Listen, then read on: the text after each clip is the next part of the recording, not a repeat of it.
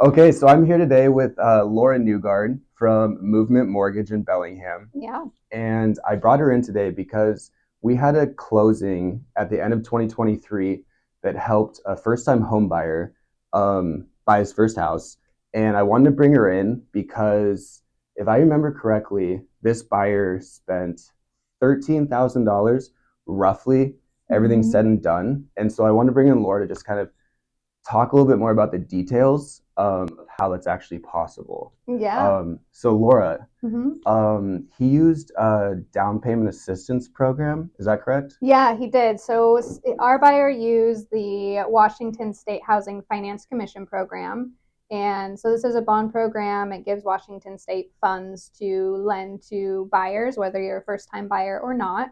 And it helps either cover a portion or all of your down payment, closing costs, or a combination of the two. So that's what our buyer took advantage of using that Awesome. one. So is this program available to anybody?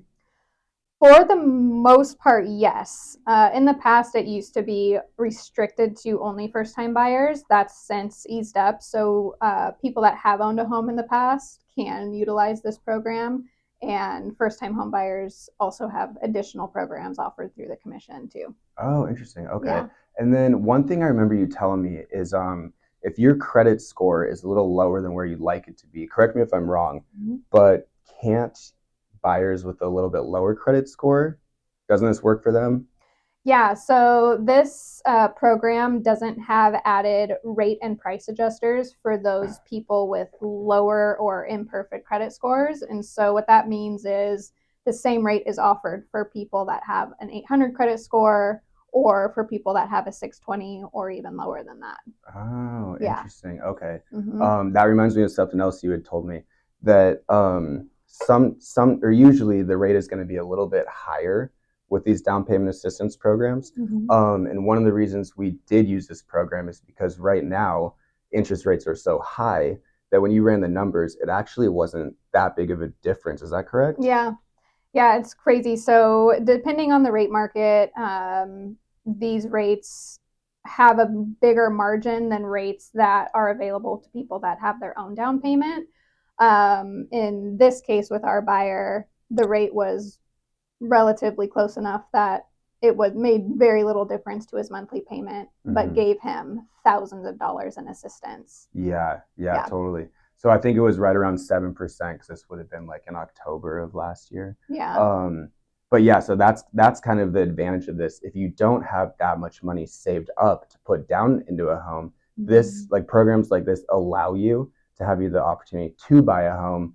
The interest rate might be a little bit higher, but right Right. now when interest rates are so high, at least now you're able to get into a home Mm-hmm. versus trying to wait until you can save up 20, Totally. 15, $20,000. Yeah. So I kind of want to ask a few questions about the specifics of how much money he spent because that's what everybody's really interested in, right? Mm-hmm.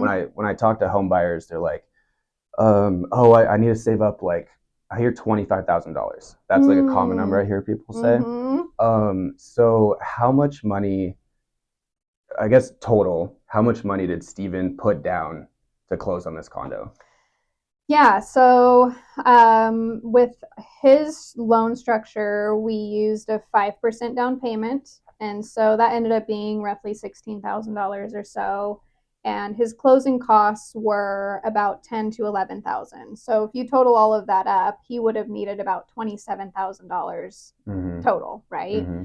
And so what we ended up doing is he got $9,000, a little over $9,000 in down payment assistance.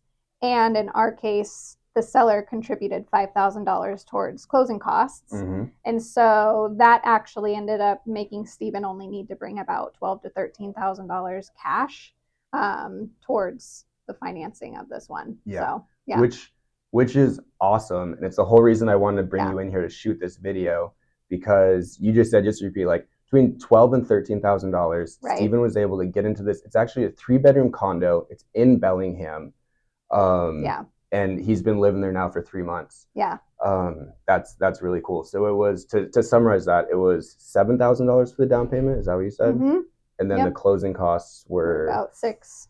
Yeah, six. Okay, 6,000. awesome. Mm-hmm. And then to put this in perspective, this condo was, I believe it was 322. is what the condo ended up selling for. And it appraised for more.